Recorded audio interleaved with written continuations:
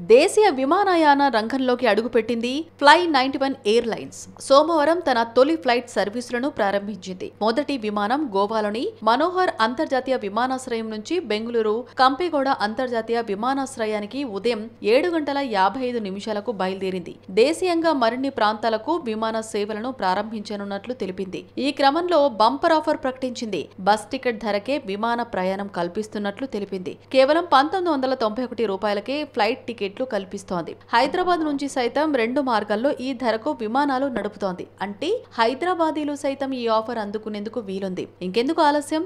గోవా వెళ్లాలి అనుకునే హైదరాబాదీలు ఈ ఆఫర్ వర్తిస్తుందేమో చెక్ చేసుకోండి. మరి తొలుత గోవా, హైదరాబాద్, బెంగళూరు, సింధుదుర్గ్ మధ్య విమాన సర్వీసులను ప్రారంభించనున్నట్లు కంపెనీ తెలిపింది.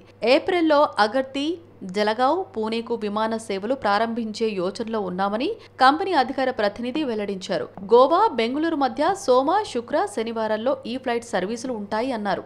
అలాగే బెంగళూరు, సింధుదుర్గ్ మధ్య కూడా ఇదే సంఖ్యలో విమాన సర్వీసులుంటాయి. గోవా, హైదరాబాద్, సింధుదుర్గ్, హైదరాబాద్ మధ్యలో కూడా విమాన సర్వీసులు నడుపుతున్నారు. వారంలో 2 సార్లు హైదరాబాద్ కు ఈ 2 ప్రాంతాల నుంచి విమాన సర్వీసులు నడపనున్నట్లు తెలిపారు. ప్రస్తుతం కంపెనీ వద్ద 2 ATR 72 నుంచి 600 విమానాలు ఉన్నాయి. వచ్చే కొన్ని నెలల్లోనే మరో 4 విమానాలు అందుబాటులోకి వచ్చే అవకాశం ఉందని కంపెనీ ప్రతినిధి తెలిపారు. ప్రభుత్వం తీసుకొచ్చిన ప్రాంతీయ అనుసంధాన పథకం ఉడాన్లో భాగంగా ఫ్లై 91 సంస్థ సింధుదుర్గ్, జల్గావోన్, నాందేడ్, అగర్తీ, బెంగళూరు, గోవా, హైదరాబాద్, పూణే మార్గంలో విమాన సేవలు అందుబాటులోకి వస్తాయని కంపెనీ తెలిపింది.